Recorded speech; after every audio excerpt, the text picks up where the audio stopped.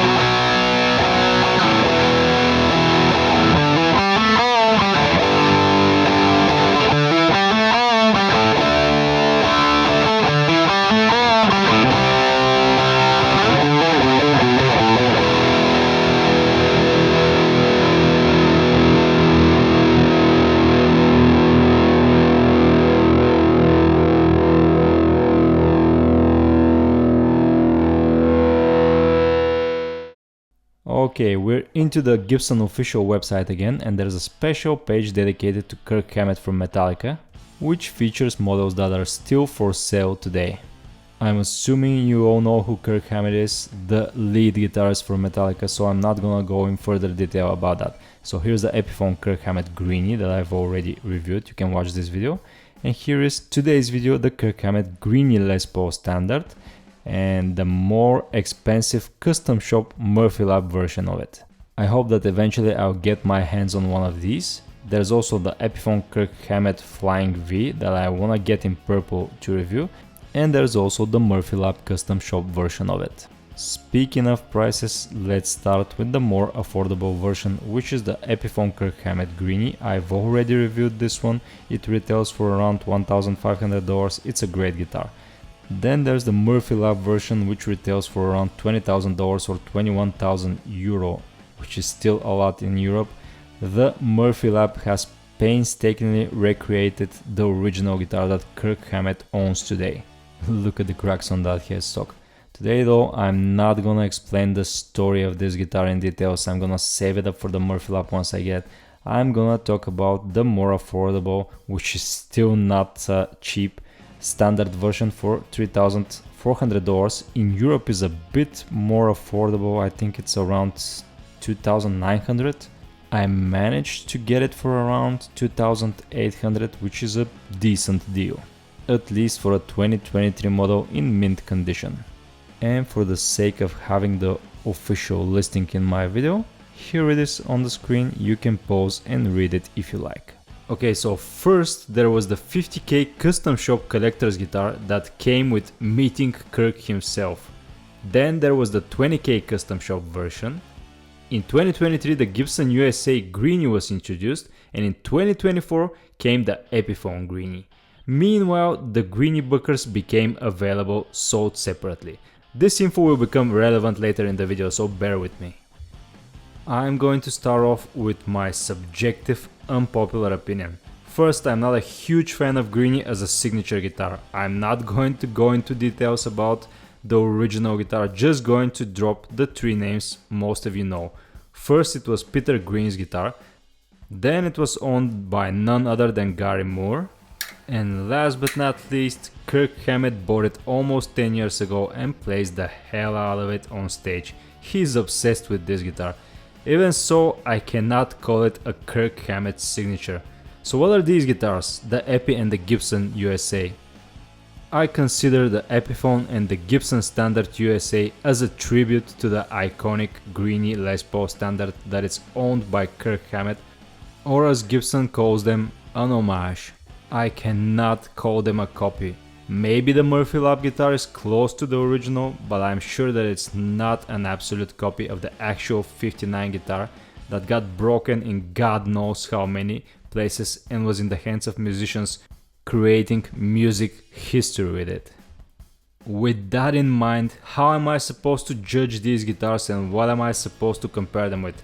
The best and most expensive examples that I got my hands on are the 2017 R9 VOS custom shop that I reviewed and the 59 Murphy Lap.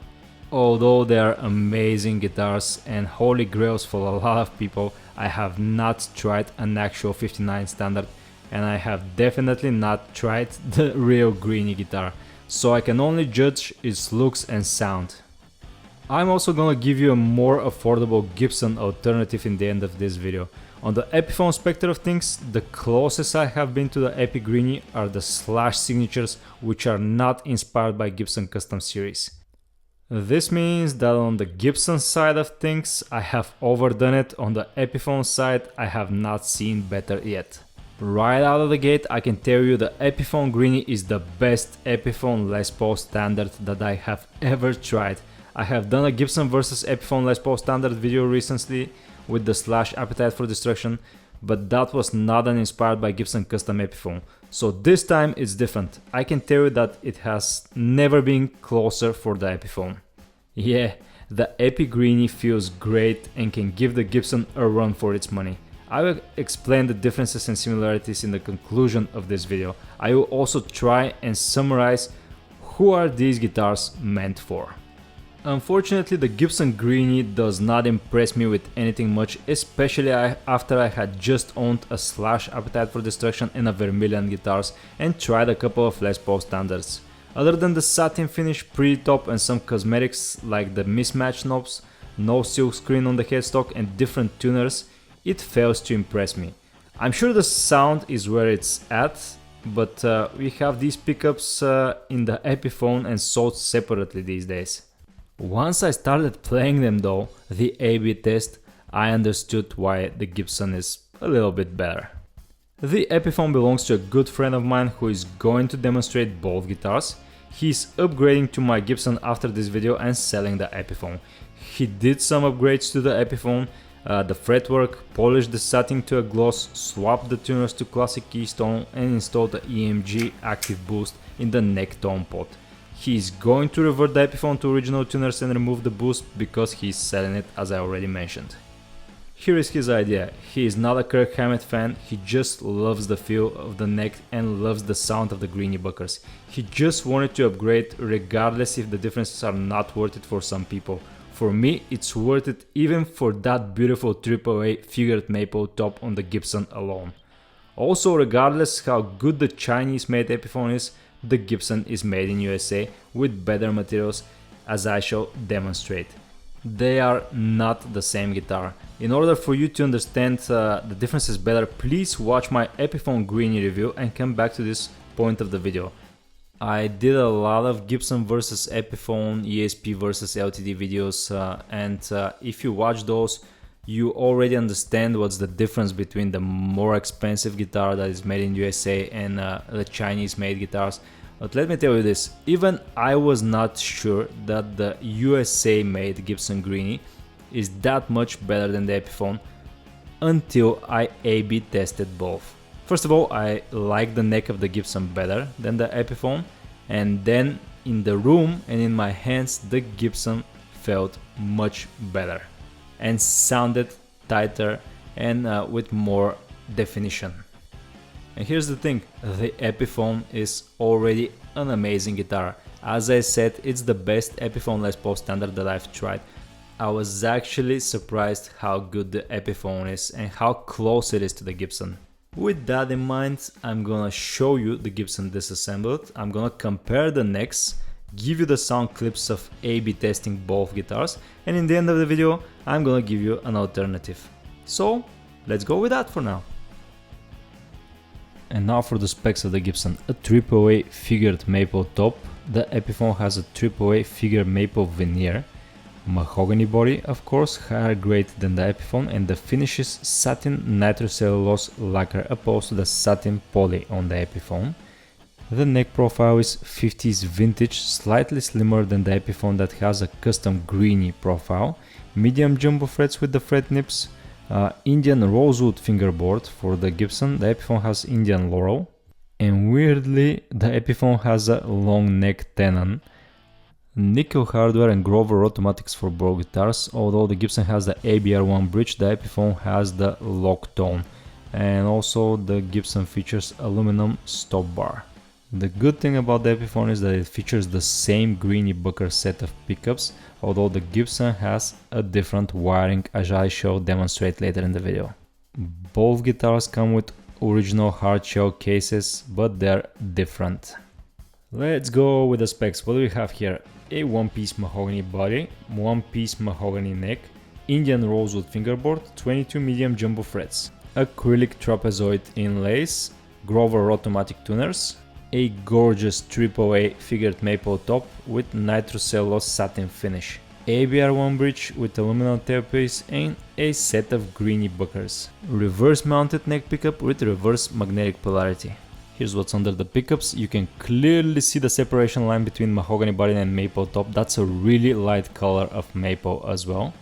And what's written in the bridge pickup cavity, we have Les Paul standard Kirk Hammett. And what really surprised me is that the Epiphone features a long neck tenon where the Gibson doesn't. The Ebony Les Paul standard that I reviewed doesn't have the long neck tenon, the Epiphone has it, the Murphy Lab had it as well, so it's probably correct to have it. This is the set of Greeny Bookers. The neck pickup says Greeny Rhythm and it was made in 14th of July 2023 and the patent applied for sticker. Nickel cover for it, and for the bridge pickup we have lead Greeny made in the same date, making this a set. They also have sequential serial numbers. Short screws for the front pickup, long screws for the back. A cool reading for the bridge pickup at 888 k ohms.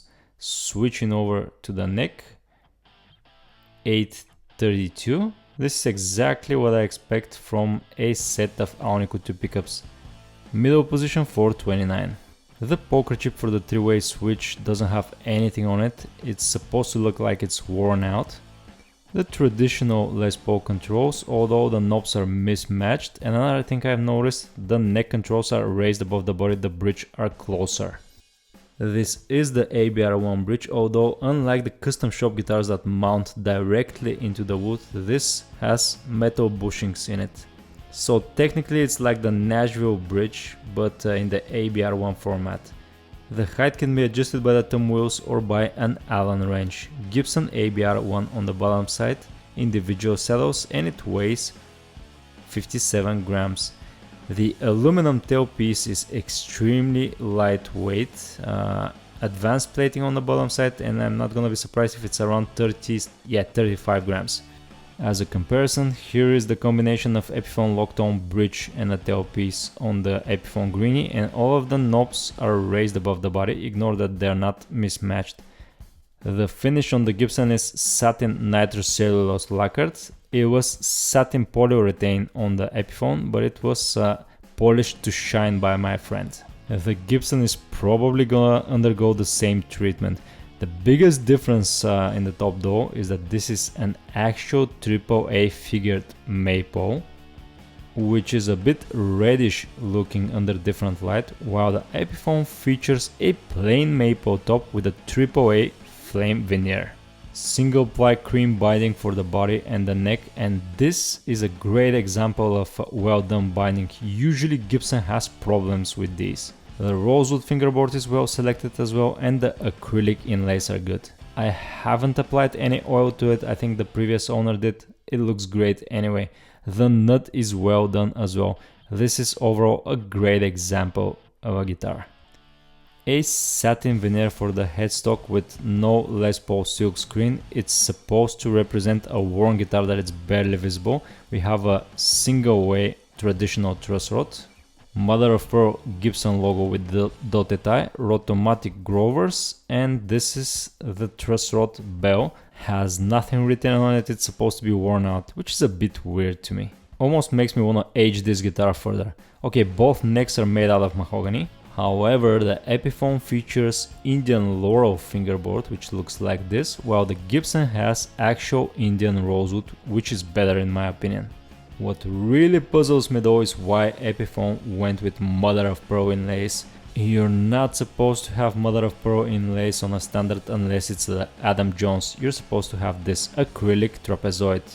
Another difference is that the Gibson has fret edge binding, immaculately done on this guitar. The Epiphone doesn't, and the shape of the frets themselves is different. And this guitar needed fret leveling out of the box.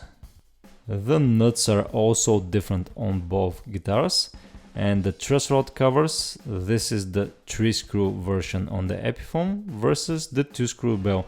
The Epi has a 2-way adjustable truss rod with an Allen wrench. Even though both guitars feature the open book headstock, Epiphone logo here, Gibson logo, mother of pearl, and they're slightly different in width. I don't know if you can notice it on camera, but I kinda prefer the Gibson headstock. The nut of the Epiphone is 43mm wide or 1.69 inch. The 5th fret is at 47.6mm or 1.87 inch. The 12th fret is at 52.2mm or 2.05 inches.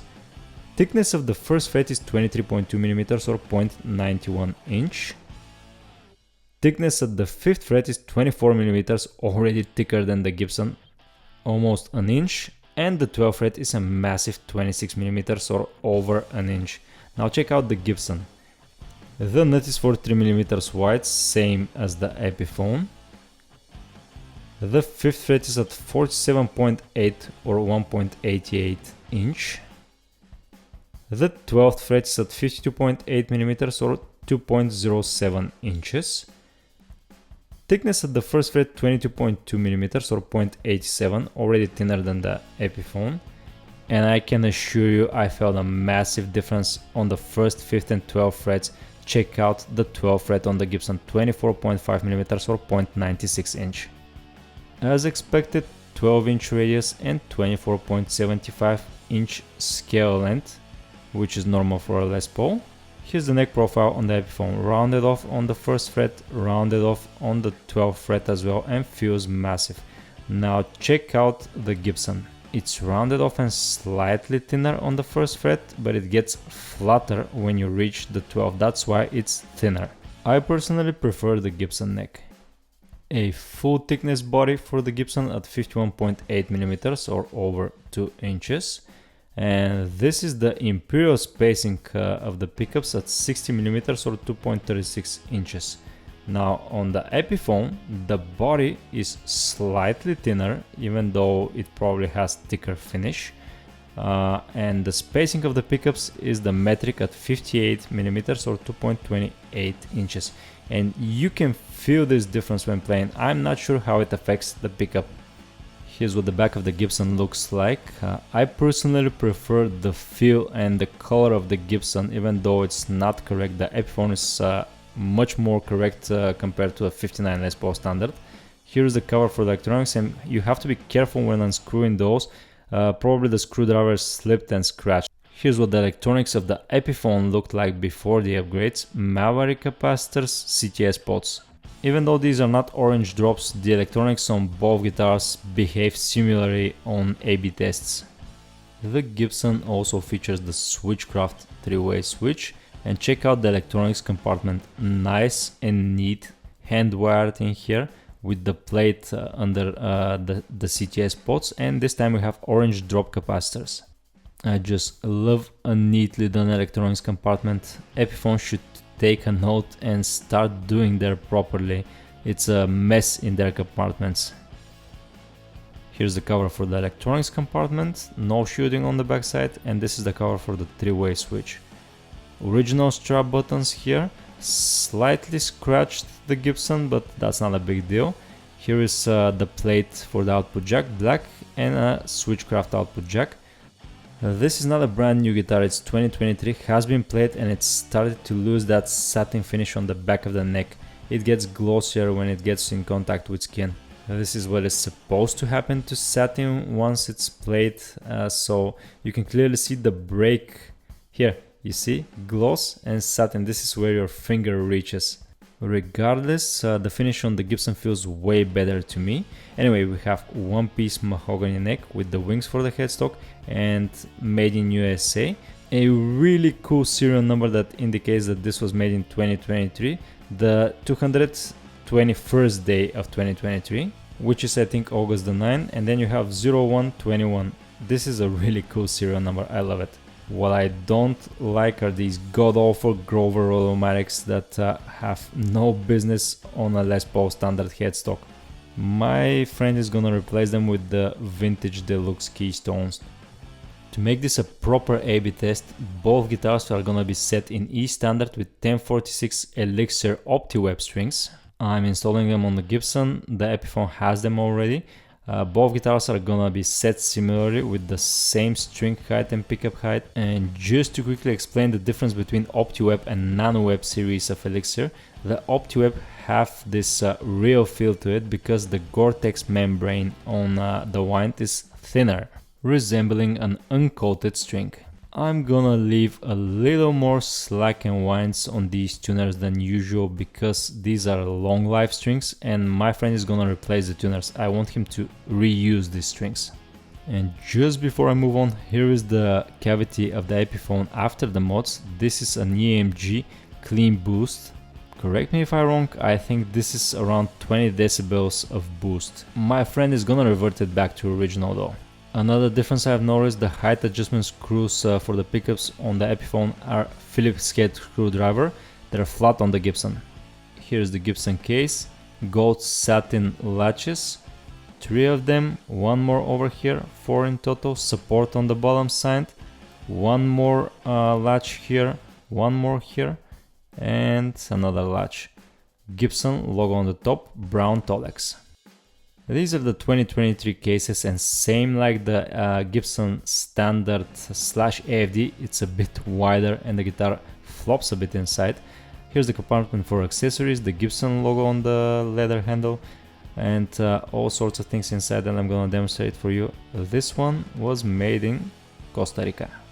I think there are a couple of things missing from the case candy. We have the key, we have the pre-pack checklist with the serial number and everything checked out.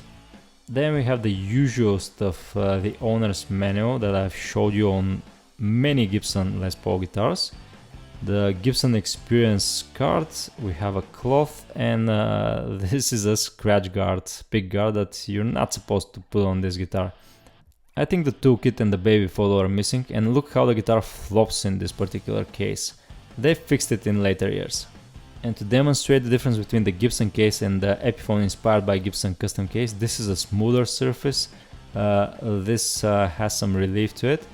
The lining color is different as well. I think I prefer the one on the Gibson. This is too pink for my taste. Both guitars are heavier than what most people prefer. The Epiphone is at 9.37 pounds. Usually people like them around 9 pounds. And check out the Gibson, it's massive at 10 pounds. Okay, it's starting to rain, so I'm gonna make this faster. This one is made in USA, this one is made in China. They have the same set of pickups, but the hardware is different. This is the ABR worm bridge. This is the Epiphone Locktone ABR. The pickup rings are different as well. Obviously, this one was polished to shine. This is satin nitro, but this is nitrocellulose. The other one is polyurethane. Ignore the knobs on the Epiphone, my friend swapped them to match. Even though on paper these guitars are made out of the same materials, mahogany, they're different grade of materials. And let's check out the fingerboard. The Epiphone has an Indian laurel fingerboard and it shows, which combined with the mother of pearl inlays is a weird choice for me.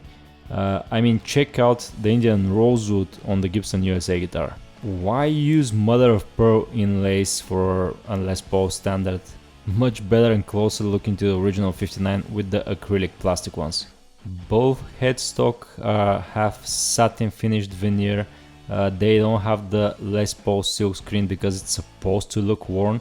The Gibson has the bell with the 2 screws though. The Epiphone has 3 screws and 2-way modern truss rod. Also, the Epiphone features a plain maple top with a AAA flame veneer, while the Gibson features a AAA flame maple top. And once polished to a shine, the Epiphone Greeny kind of looks too similar to the AFD Slash. Some weird decisions in the back as well, this time in Epiphone's favor. The Gibson has brown satin finished back, while the Epiphone has the more history correct cherry looking color. I don't know, I kinda like the brown, but it's not correct. Let me know which one you like more. Obviously the electronics and the wiring are a bit different in the back of these guitars, and both of them feature a one-piece mahogany neck, but check this out, the Gibson has wings on the headstock, while the Epiphone is truly made out of a single piece mahogany, no wings. That's really weird to me. So technically the Epiphone really has a one-piece mahogany neck while the Gibson has 3. I'm just kidding, of course, but what's most important is that the neck profiles on these two guitars are quite different as well. I don't know if you can notice this on the Epiphone, even though it's a satin polyurethane finish. After my friend polished it to a shine, it has this orange peel look, which really reminds me of Nitro. I'm really curious how the satin Nitro will turn out after my friend polishes it, and I think he's gonna do it. He's also gonna swap these god-awful tuners with the vintage keystone, and he's gonna match the knobs like this one. As I have already explained, my friend is one of those people that likes the sound of Greeny, meaning that he's mainly doing it for this set of pickups, which is also in the Epiphone. Actually, that's his guitar, but he's now upgrading to the Gibson because it's a little bit better. I thought that the Epiphone is already good enough, but after I've A/B tested both, the Gibson is definitely better, and that's a great example. Almost no flaws out of the factory. This one was great as well, but we had to do the fretwork, as most Chinese-made guitars had some flaws. Here's the side profile on both guitars. I was quite surprised that the headstock angle on the Epiphone is not so different than the Gibson. The headstock of the Epiphone seems a tad bit thinner though, and remember, these two guitars feel different. Here's the positions of the output jacks. As usual, it's different on the Epiphone. The neck profile feels different on both guitars, the pickup spacing feels different as well. And weirdly, on the Epiphone, all of the knobs are raised above the body and have the dial pointers. On the Gibson, only the neck ones are raised. The bridge controls are much closer to the body, maybe part of the mismatched things.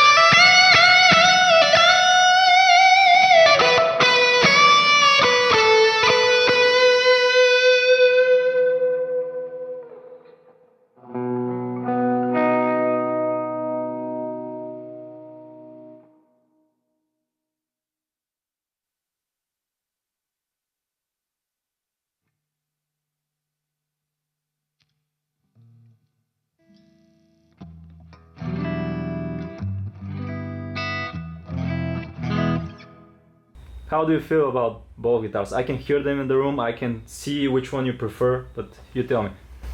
They're vastly different. This one is... They're both great guitars. This one is doing a lot of things I like, but I really like the neck. The neck is probably one of the best necks I've ever felt. A lot to like with this guitar, to be honest. I really like the neck pickup. The bridges, I've heard better, Yeah. let's say. Yeah. But specifically for like stuff like it really sings, so I like that. On cleans is really nice. Sometimes it can be a bit muddy. Like it's not for. It's very big and very. You got Fender for that. Yeah, So, yeah, it's very big and very woofy. But for What about the middle position, the Greeny sound? Can you do something with it? Can you use it? on this guitar, no. Okay, let's go with the Gibson then. Swap.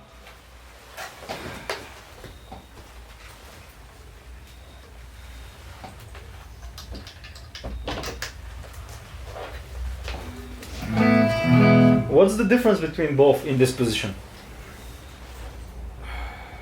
Between that one and this one, Why can't you use the Epiphone and this instead? the volume drop is very noticeable on that one, and it's When you roll down from 10 to 9? no at 10. Oh, okay. Here you get a volume drop from 10 to 9, but it's still kind of usable. That is a bit tinny to me. Yeah. They're supposed to be the same pickups, but they sound different in both They guitars. sound and they react differently. Yeah. This one on 10 I can actually use, and they sound really good on this pickup, which to be honest, I rarely use this combination, but for clean stuff it's perfect. I wouldn't use this for gain. The neck pickup on this is my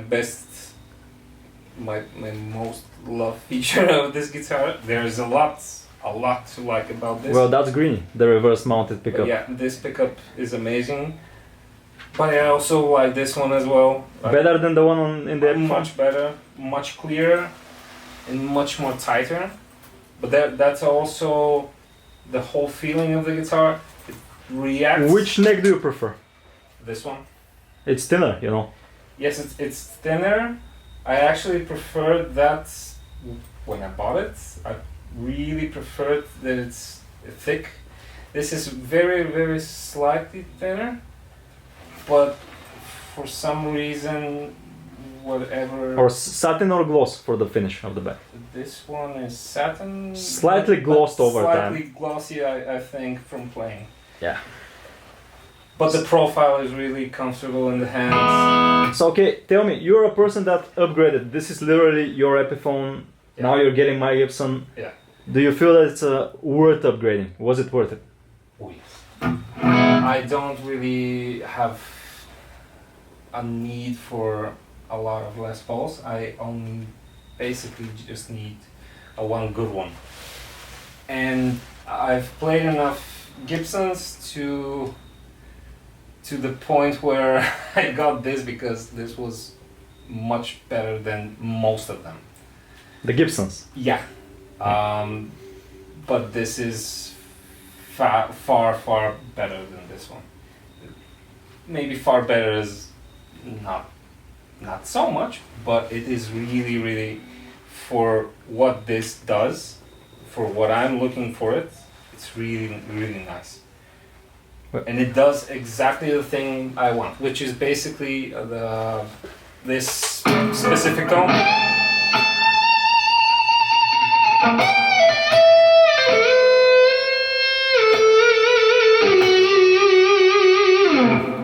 Sustains for days. Well, there you go, folks. You heard it from him. Don't tell me that I'm an Epiphone hater. I got a lot of Epiphones, but this is the best Epiphone Les Paul standard that I've tried by far. But the Gibson is just that much better. It's, what is it, 2 times? The price? Yeah. Almost. So 2 times. I can't say it's twice as good, but it's enough where I want this. Well, it's never the case of being twice or 3 or 10 times better. It's just that little better that makes it worth it. If you know what you're doing with the instrument. Yeah. Okay, thanks man. Enjoy this guitar. Thank you very much for this guitar. Okay, so who are these guitars for? This applies both to the Gibson and Epiphone. 1. Is it for Metallica Kirk Hammett fans? I don't think so. I owned a lot of James Hetfield and played some of Kirk's most famous signature guitars like the KH2 Vintage, and I can assure you that Greeny is nothing like them. A50 standard with Aunico 2 pickups does not exactly scream metal. I know Kirk plays it a lot live, but that is mainly because of the feel and mojo that the original has. Which brings me to the next issue. I don't think that you can call Greeny a Kirk Hammett signature. Yes, he owns it, but Greeny is so much more than that. If you just want a Kirk Hammett signature, I suggest you look at some of his other options. My second point. You like the appeal of a Kirk Hammett signature Les Paul, but don't want to spend too much. Then there is nothing wrong with the Epiphone. It's easily one of the best Les Paul standards, or the best Les Paul standard by Epiphone that I have ever tried and reviewed. Feels great, sounds fantastic, has the same set of Greeny buckers like the USA standard and custom shop guitars, and with a bit of a fretwork and some upgrades, it's the perfect guitar for gigs. My third point of view. You don't care about Kirk Hammett, but you love Peter Green and Gary Moore. Well, you're in luck. That feels more of a signature guitar for them rather than a Metallica axe. The signature Greeny tone is here, with the set of Greeny buckers. However, I must tell you about a more affordable option if you only want that. Which brings me to the fourth point of view. Maybe you don't care about signature guitars and you just want to get closer to the sound and feel of the original Greeny. Then there is this. Greeny USA is about €3,400 in the official Gibson website. There is a problem with that though. There is another guitar that is closely spec'd, the Gibson Les Paul Standard 50s Faded, for $2,299. Has the same satin finish, similar neck, same electronics, same wood. The differences are that the Faded has a AA maple top, Greeny has a AAA. Greeny also have different tuners that most people don't like on a Les Paul, and the Greeny buckers. But here's the thing, the pickups are now sold separately for around €350. Do you see where I'm going with this? You can buy the Faded and save yourself up to $600 or €400 after you buy a set of Greeny buckers. The real Greeny doesn't have such a figured top anyway, so you're not sacrificing much on the look side of things. Here's the good news. The best part is that we have a lot of Greeny options. The Epiphone, the USA standard. Just buy a Faded and install the Greeny buckers, or go for the shockingly expensive Murphy Lap. Or if you are one of the lucky few, you can own an actual 59 standard. Sadly, no two guitars are ever the same, so whichever one you choose, it's not gonna be the same guitar that was owned by legends.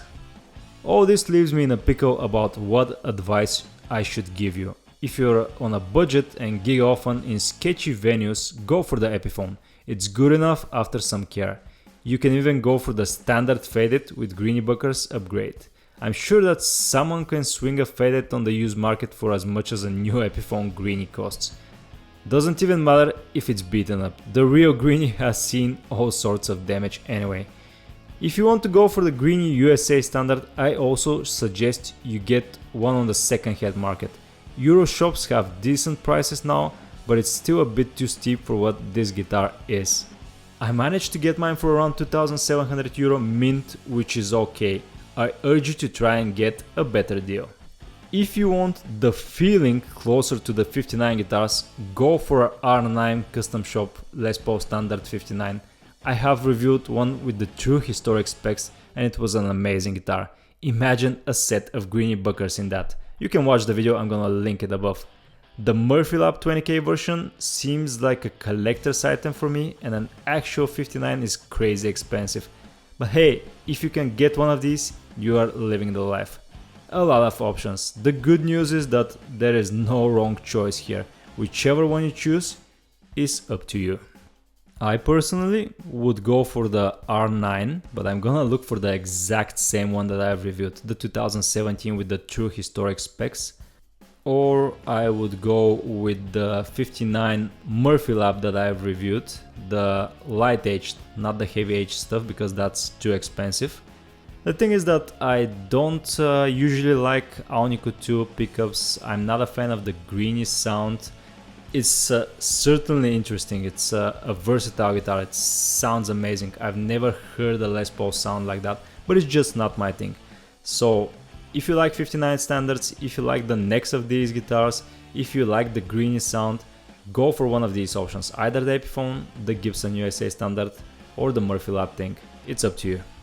And here's another advice. If you already own a Les Paul standard that you like, regardless if it's Epiphone, Gibson USA, Custom Shop R9 or whatever, I urge you to try the Greeny Bookers in that if you haven't already.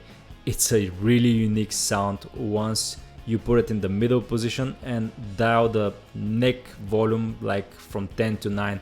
It's something that I've never heard in another guitar, and it's worth checking out. It was a massive pleasure trying these guitars. I've learned something new. Thank you for watching.